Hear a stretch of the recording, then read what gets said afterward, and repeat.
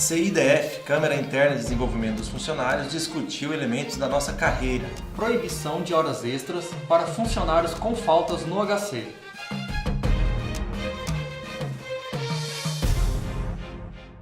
Esse é o Quentinhas da Unicamp. Antes de continuar, a gente gostaria que você se inscrevesse no nosso canal no YouTube, procurasse a página do Vamos à Luta no Facebook. Se possível, clica no joinha aí, dá um curtir no vídeo, isso ajuda a gente a divulgar, é muito importante. E converse com a gente para buscar os assuntos que você tem interesse, para fazer críticas ou qualquer coisa. É um espaço de diálogo nosso isso aqui.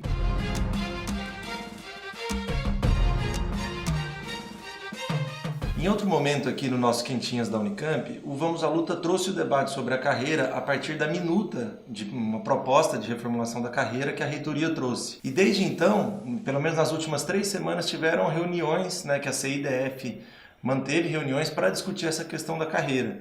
Muita gente não pôde acompanhar esses espaços e a gente vai tentar resumir um pouquinho o que foi discutido lá. Como que foram essas reuniões, Diego? O que está sendo tratado? O que está acontecendo com respeito à nossa carreira? No dia 23 de outubro, a reitoria fez a apresentação da minuta da carreira, que foi o que a gente debateu no programa do Quentinhas. Não deixe de acompanhar esse vídeo que a gente já soltou aí. Depois dessa apresentação da minuta da carreira, foi feito alguns questionamentos por parte dos integrantes da CIDF e a reitoria, então, na semana seguinte, no dia 31 de outubro, fez uma reunião extraordinária da CIDF. É uma reunião não deliberativa, ou seja, uma reunião que não decide, mas era só para ser feita a discussão, para ser levantados os pontos ali de controvérsias da carreira. A reitoria, ela própria, fez algumas modificações na minuta apresentada. Uma das modificações que chama muito a atenção é em relação à definição que a reitoria faz sobre o processo de avaliação. Eles definem melhor, a gente tinha até comentado naquele vídeo que não estava muito bem claro o que seria a progressão na carreira. E a reitoria, ela traz uma definição do que seria essa progressão. E na verdade, na minha opinião, é muito absurda essa definição que a reitoria traz. Ela fala que a progressão seria um resultado de uma avaliação a partir do incremento da complexidade ou mais entrega dos funcionários, entrega de mais resultado por parte dos funcionários. E aí ela fala que esse aumento da complexidade, essa entrega a mais, seria uma combinação de habilidades, que seriam competências técnicas do servidor, com uma questão de atitude. Que ela está chamando de atitude seriam competências comportamentais. Isso reforça o que a gente falou no outro vídeo sobre uma avaliação subjetiva, sem critérios claros. Assim. Exato. Na verdade, quando você está avaliando comportamento, para além disso não ser do interesse público, do serviço público, isso é uma questão completamente subjetiva. Então, um funcionário grevista, por exemplo, um funcionário que questiona decisões da chefia, ele pode simplesmente ser enquadrado como um funcionário que não está adequado ao comportamento esperado. Uhum. Então, muito ruim mesmo essa definição que a reitoria traz. Além dessa mudança, eles colocam também uma outra mudança importante. Não sei se vocês lembram que antes a proposta de tabela apresentada pela reitoria para enquadrar os funcionários pegava os níveis atuais que a gente tem, colocava numa outra tabela que ela tinha níveis 1, 2, 3, 4 no caso do nível médio e até os 5 no caso do nível superior. E depois tinha as letrinhas A, B, C e D. Essas letrinhas eram o que eles chamavam seriam progressões horizontais de forma temporária para enquadrar as pessoas no salário atual. E depois a pessoa progrediria não nas letrinhas, mas progrediria nos níveis. Uma mudança que ela apresentou é a mudança desses níveis, ao invés de ser 4 níveis, A, B, C e D, agora vai até o F, essas letrinhas. Então vai para 6 níveis e não são iguais entre os níveis da carreira. Então é o seguinte, no nível médio, vamos pegar o exemplo. O nível 1 do médio, ele vai do 1A até o F. O nível 2 também vai do A até o F.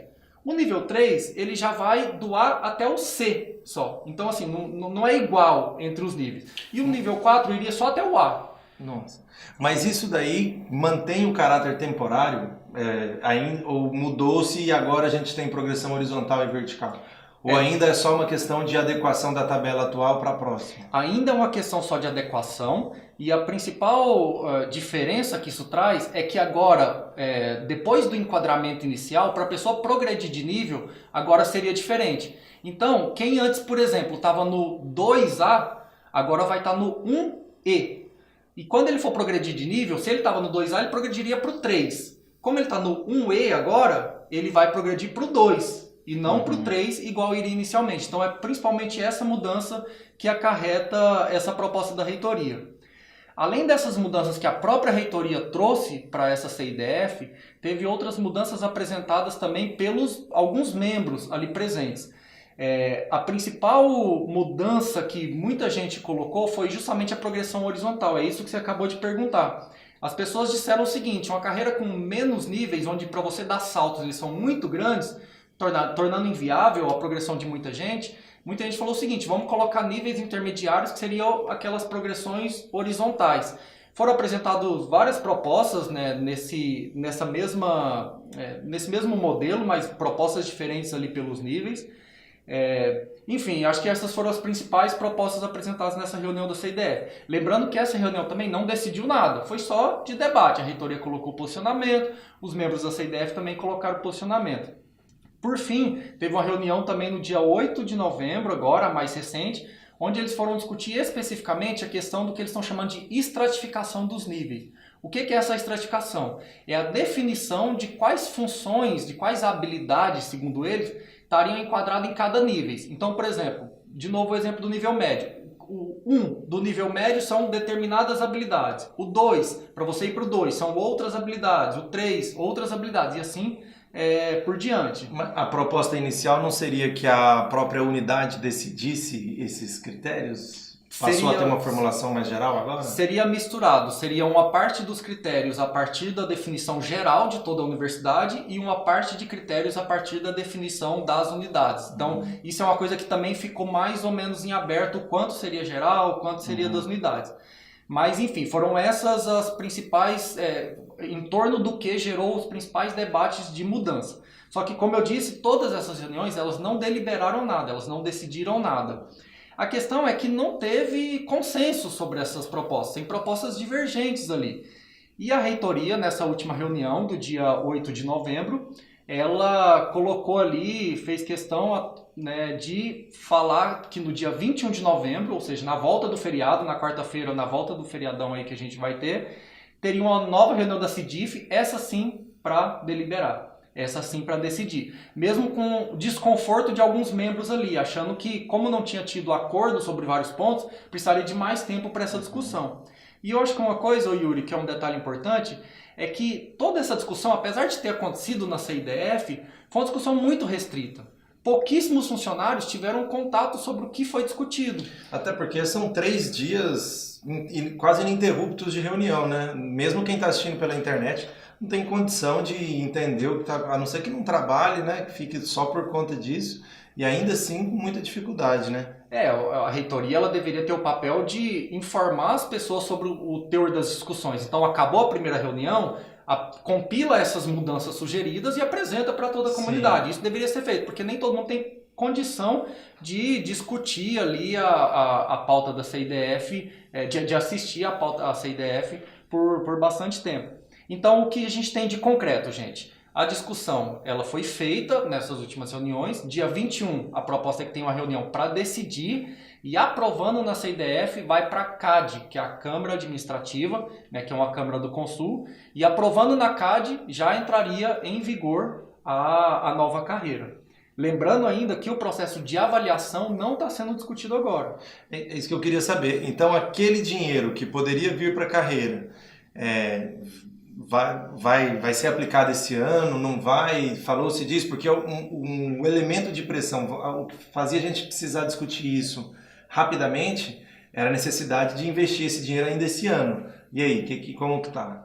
Não discutiram, na verdade, fingiram que esqueceram dessa questão do dinheiro desse ano. Então estão falando o seguinte: vamos aprovar primeiro a carreira para depois a gente discutir a aplicação de qualquer recurso. Esse é o debate da reitoria. Então eles colocam a faca no pescoço dos trabalhadores dizendo: olha, vamos aprovar logo porque senão não vai vir nada.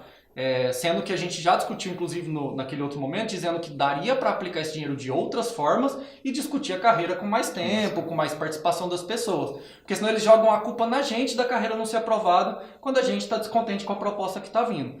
Porque aí fica jogando com essa pressa de que tem que aplicar logo o recurso.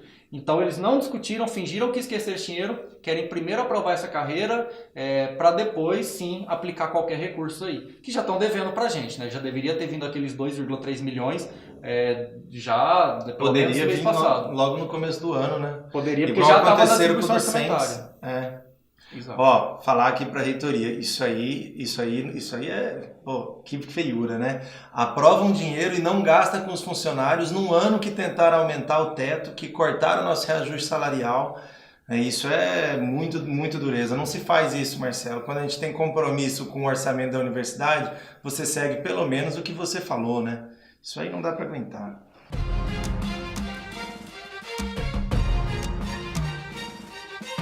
No último mês, o Departamento de Enfermagem do HC editou uma medida que proíbe o funcionário que apresentou algum atestado ou teve falta, seja justificada ou injustificada, de cumprir horas extras. Isso causa alguma indignação porque o funcionário, ainda mais nessa época que a gente tem mais serviço e menos salário, ele está interessado em buscar uma complementação salarial e às vezes a hora extra é um recurso. E acabou que essa medida, com a alegação de que visa preservar a saúde do trabalhador e a qualidade do atendimento, ela proíbe qualquer trabalhador que teve uma falta de fazer as horas extras. A gente entende que isso é injusto, que não corresponde, inclusive no caso de uma falta justificada, é perfeitamente normal que não tenha nenhum prejuízo para a saúde do trabalhador ou para a qualidade do atendimento prestado. Esse afastamento, essa falta, né? Então a norma ela é mais ou menos descabida e na nossa visão ela representa uma tentativa desesperada ali de dar conta do setor, da demanda de serviço do hospital com menos funcionários, né? Que é o que está acontecendo, e tentar de alguma forma diminuir, desestimular o trabalhador a trazer atestado, a reivindicar uma falta no momento que ele precisa cuidar da sua saúde. Então a gente trouxe isso, discutimos, foi discutido um pouco no Facebook, nós sabemos que tem casos que causam indignação de trabalhadores que reincidentemente pegam as horas extras para fazer, mesmo estando com alegação de doença, e que as chefias encontram uma dificuldade para gerir toda a escala do setor, mas a gente acha que não é assim que resolve esse problema, né? Para resolver esse problema precisa ter mais funcionário para que inclusive a gente tenha condição de ter faltas e folgas sem precisar fazer hora extra. A hora extra é uma coisa ruim, apesar do funcionário às vezes estar querendo uma complementação salarial. Então esse é o assunto que a gente trouxe. O sindicato se indignou com a denúncia, se propôs a questionar, a combater esse tipo de gestão do trabalho no HC. Provavelmente esse assunto volta para a gente discutir outras vezes. É isso aí, pessoal. Espero que vocês tenham gostado de mais esse Quentinhas da Unicamp. Não se esqueça de inscrever no nosso canal e de dar um curtir nesse vídeo, além de compartilhar com todas as pessoas. Vamos à luta!